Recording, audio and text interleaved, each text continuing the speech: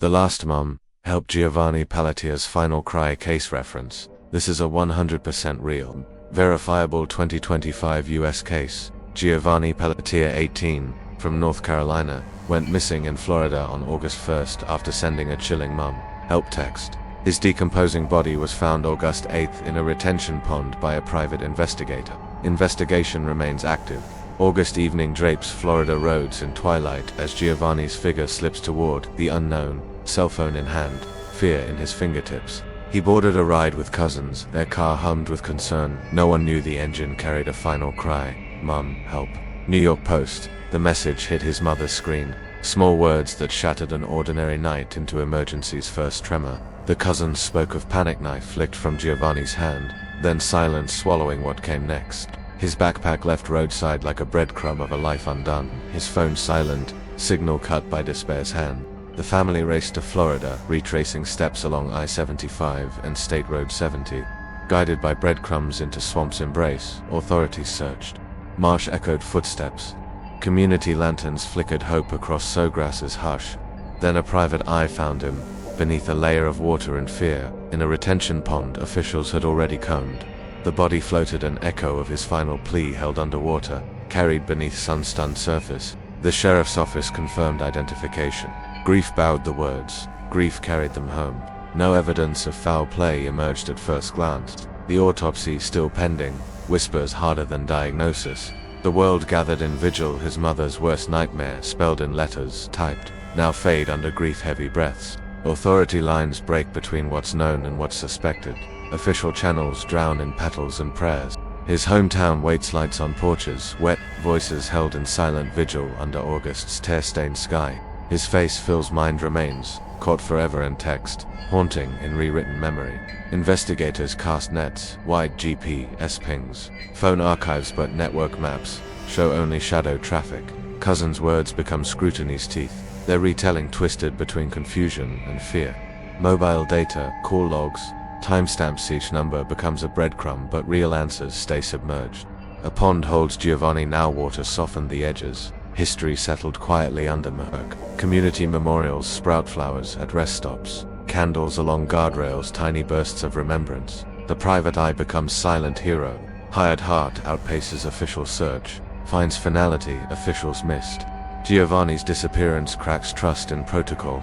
Family forces hands. Justice demands. Headlines scream disturbing final message, while his mother whispers bedtime prayers that fall silent unanswered. The autopsy clock ticks slow, 6 months to full detail, 6 moons before truth may breathe again. The retention pond remains sealed, eyes of evidence still, cold, suspect, drenched in memory. Night after night, his name crosses tongues in echo. Giovanni half-remembered, half-prayer friends replay text threads, hold phone screens like fragile screens of soul's final reach. Investigators review dashcam footage, dark windows, shapes passing, scenes waiting for recognition. Town halls fill with community resolve. Bring Giovanni home, worn on wearied lips. The cousins carry guilt, eyes red-rimmed, hands hovering over texts never reread. Tracks vanish and brush. Roads swallow sounds. Silence fills distance between truth and memory. The pond reflects police lights, blue-red shimmering in water that hides too much. Family clings to hope's edges. Survival of faith over the gravity of finality. A flyer's lamination peels in rain. His mouth still smiles in print as eyes dampen in real time. Search shifts from rescue to recovery to reckoning. The pond becomes both objective and pain's repository. Days stretch into funerals without hope.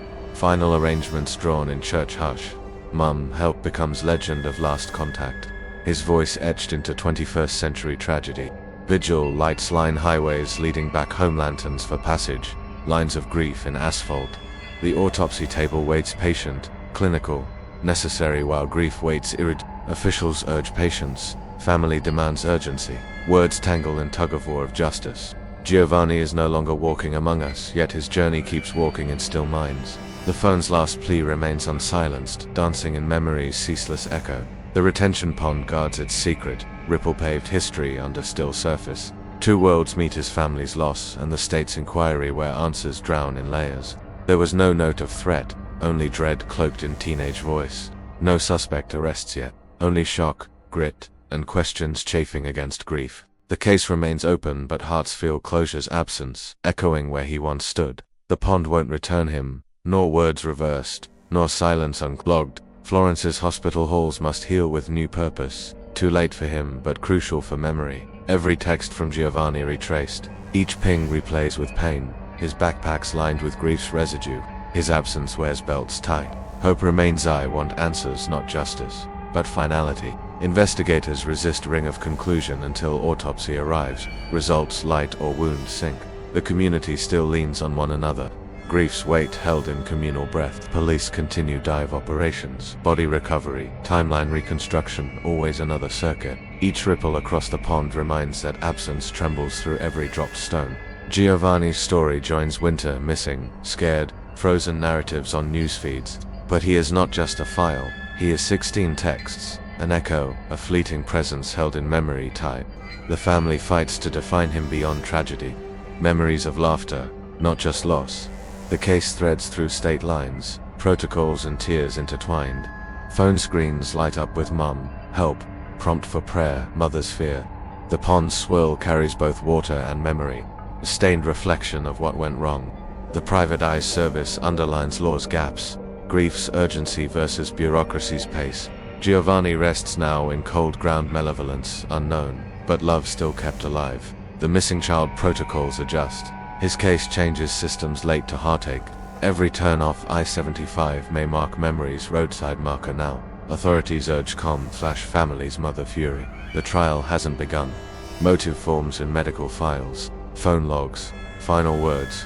The disappearance carved new lines in the road of grief and policy. His mother presses on. My son was someone, she says, grit lifting grief.